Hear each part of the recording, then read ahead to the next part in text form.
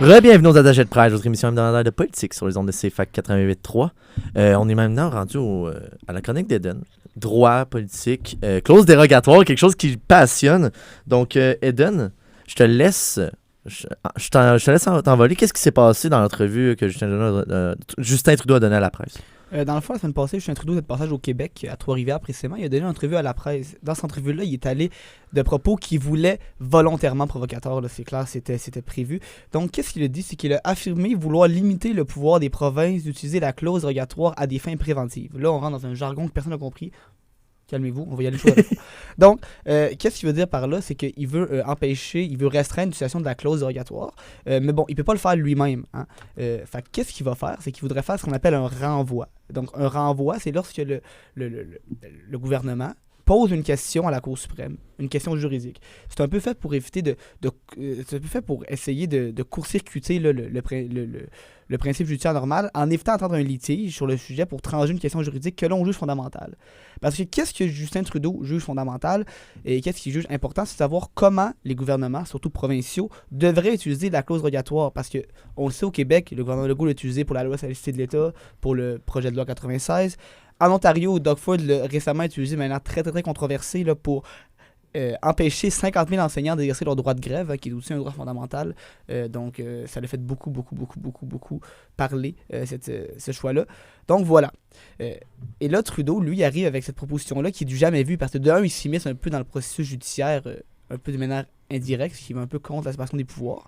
Mais en plus, il émet une position qui n'avait jamais été émise, encore une fois, par le gouvernement fédéral. Puis comment je pourrais dire ça? Oui, c'est ça. On parlait de différence. Souvent, on parle de différence entre comment on voit la clause dérogatoire au Québec puis au Canada anglais. Je sais pas si tu peux en glisser un mot dessus ou s'il allait plus tard. Je vais y aller d'abord avec qu'est-ce que la clause dérogatoire. Hein, parce que là, je vous ai dit un mot qui peut paraître assez incompréhensible pour certains. Donc, la clause dérogatoire, c'est le nom communément attribué à l'article 33 de la loi constitutionnelle de 1982. Elle est part intégrante de la fameuse Charte canadienne des droits et libertés. Donc, ce qu'on appelle souvent la Charte ou la Charte à Trudeau. Elle permet au Parlement du Canada ou à un château provincial de soustraire, pour 5 ans et de façon renouvelable, une loi à l'application des articles 2 et 7 à 15 de la Charte canadienne des droits et libertés. Alors, ces articles-là, ils contiennent grosso modo la majorité des droits individuels fondamentaux. On peut penser au droit à l'égalité, au droit à la vie, à la liberté, à la sécurité, à la liberté d'expression ou encore à la liberté de religion. Okay? Vraiment, la majorité des droits que la Charte protège. Historiquement, cette clause-là a été peu utilisée, mais a été utilisée beaucoup au Québec, notamment pour protéger la Charte de la langue française, là, qui a été attaquée plusieurs fois par les tribunaux au nom de la Charte.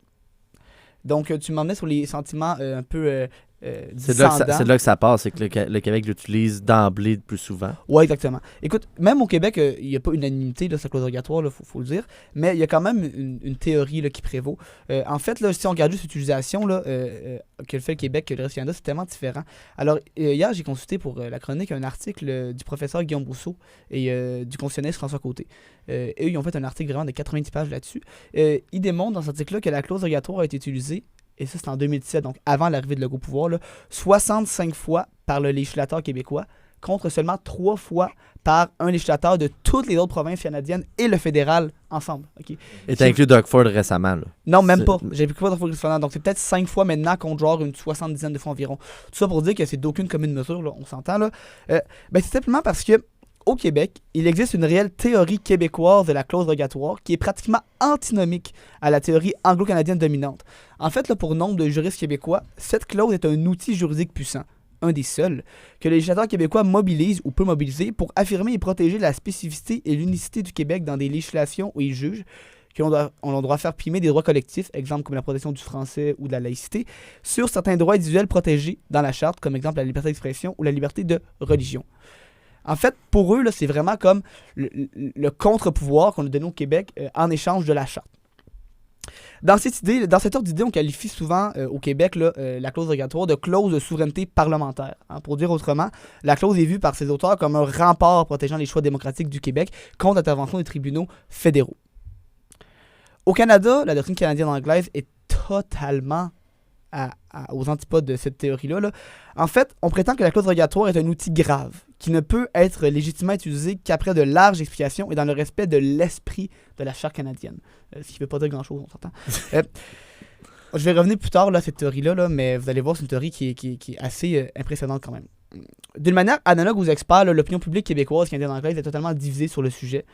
Au Québec, et cela s'explique notamment par l'histoire derrière la Charte. Il faut savoir que la Charte a été adoptée dans la loi constitutionnelle de 1982 qui découle elle-même de la concernante nuit des longs couteaux, qui a suscité l'opprobre au Québec.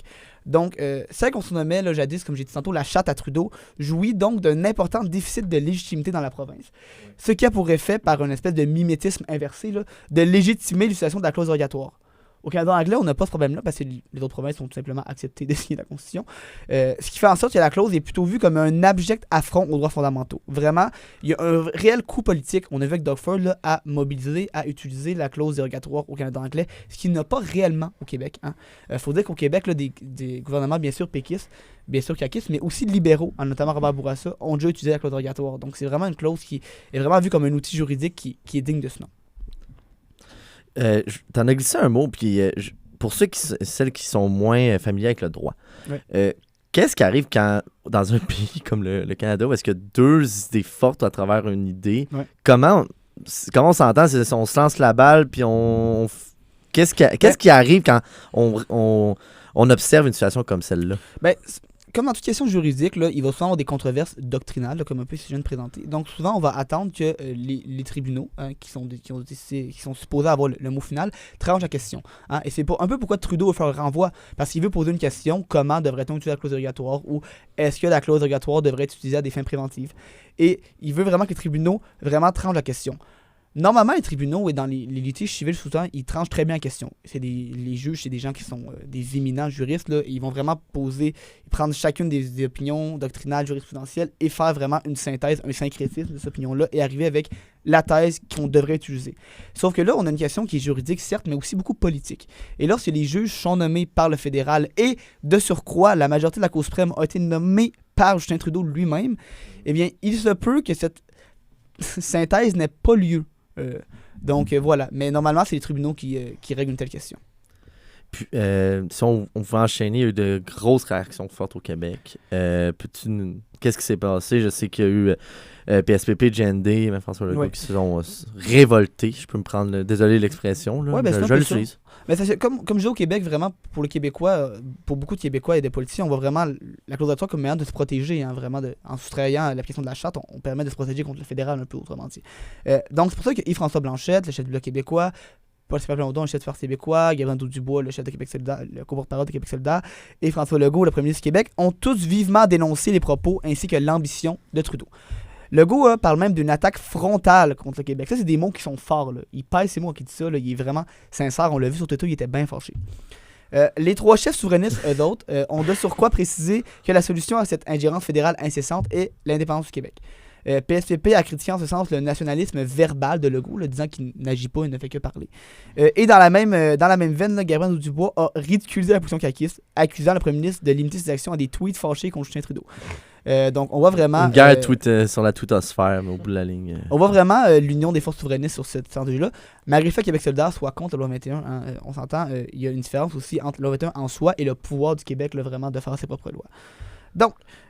par contre, il y a un fait aussi surprenant que symptomatique d'un glissement antinomique accéléré du Parti libéral du Québec qui a eu lieu, c'est que les libéraux provinciaux ont préféré, et là, je caricature même pas, là, se targuer d'avoir été les premiers à dénoncer l'usage par la CAQ de la dite clause dans les lois 21 et 96, mentionnées, plutôt que de défendre le consensus québécois.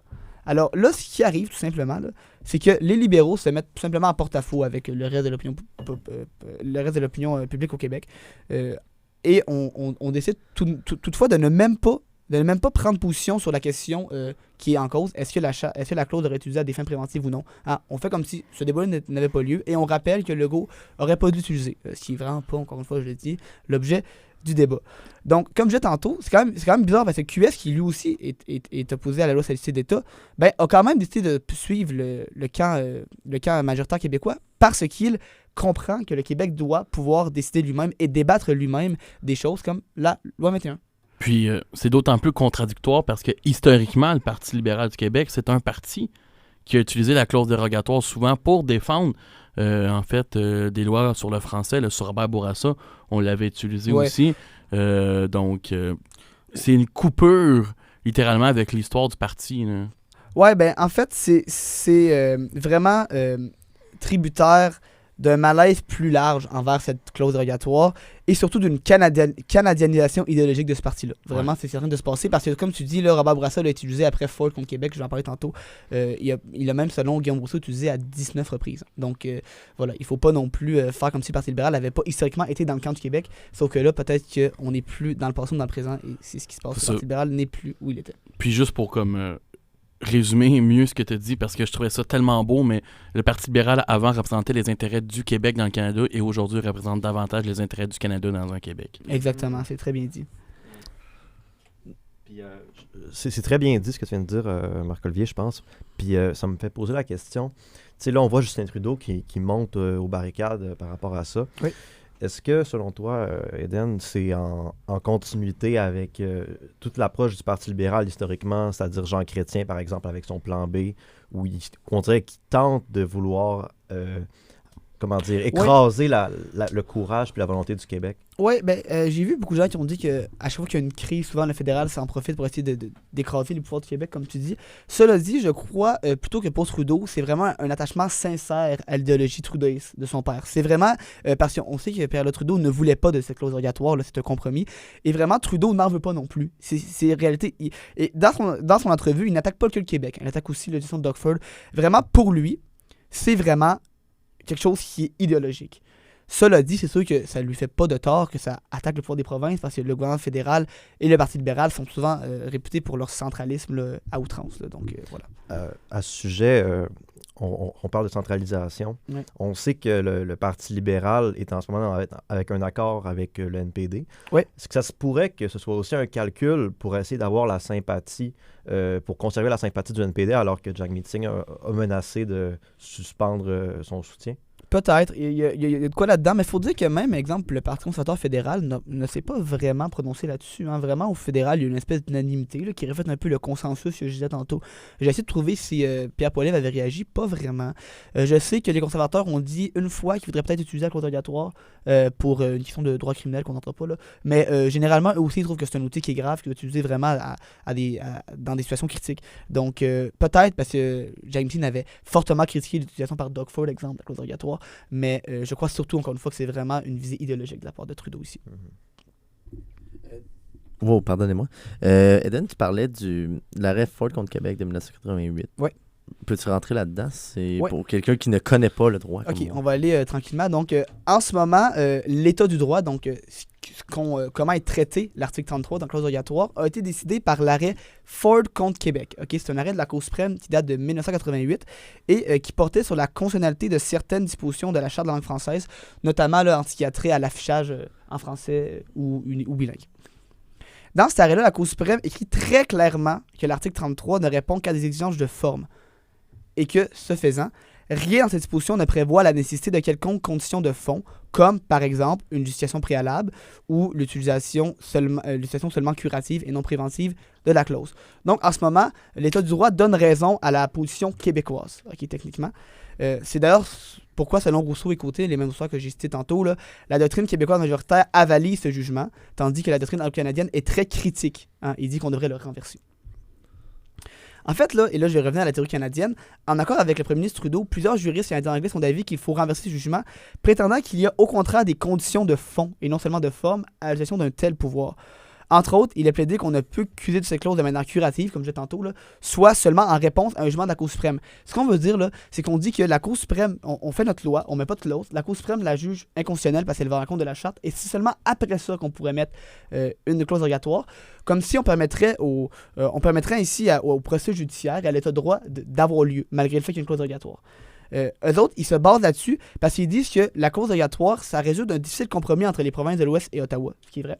Et selon eux, ainsi, il est clair que l'article 33 doit être interprété de façon restrictive et qu'elle ne pourrait qu'être utilisée d'une manière curative et qu'elle n'a pas l'ambition de créer un pouvoir pouvant être employé de manière préventive ou abusive, comme le Québec le fait relativement, par les législateurs. Donc, c'est vraiment une opinion qui est différente de celle du Québec et elle prend de plus en plus du galon. Hein? Il y a beaucoup de gens qui commencent à croire que la clause dérogatoire veut dire cela. Et sachant que la majorité des juges ont été nommés par Trudeau eux-mêmes à la Cour suprême, il se pourrait très bien que l'état du droit soit renversé dans un renvoi. Puis, Eden, avec toute cette mise en contexte, quelle est ton opinion sur la situation? Puis comment tu pourrais conclure avec cette situation de droit assez critique? Je veux dire que le mot critique, c'est quand même assez particulier. Là. Écoute, je suis pas un expert en la matière quand même, là, mais moi, je vais prendre les propos du juge Michel Hiergeau de la Cour supérieure dans le jugement Hague contre Québec. Ce jugement-là, c'est le jugement qui répondait à une attaque à la loi 21. Hein. On l'attaquait parce qu'elle était, selon les demandeurs, anticonstitutionnelle. Donc, il dit que l'article 33 est le fruit d'un compromis politique qui a ouvert la porte aux modifications apportées à la Constitution de 1982. Donc, moi, je me base là-dessus. Et contrairement aux théoriciens anglo-canadiens, en prenant l'analyse qui est grammaticale, historique et systémique, je pense que la thèse de l'utilisation seulement curative n'a aucun fondement en droit. Simplement parce que restreindre le pouvoir octroyé par la clause dérogatoire à un pouvoir purement curatif irait justement à l'encontre du compromis ayant permis l'adoption de la charte. Parce que la clause dérogatoire, c'est le seul pouvoir qui était donné aux provinces en échange d'une charte. Okay? Fait que si on restreint ce pouvoir-là d'une manière assez considérable, eh bien, on va à l'encontre du compromis, on va à l'encontre justement de l'esprit même de la charte, parce que en échange d'un outil constitutionnel aussi costaud qu'une charte qui limite les pouvoirs des provinces de faire des lois, eh bien, on leur avait donné le droit de déroger à cette charte-là. Et là, on vient leur dire, ouais, on veut le donner, mais tu sais, juste dans des conditions extrêmement précises.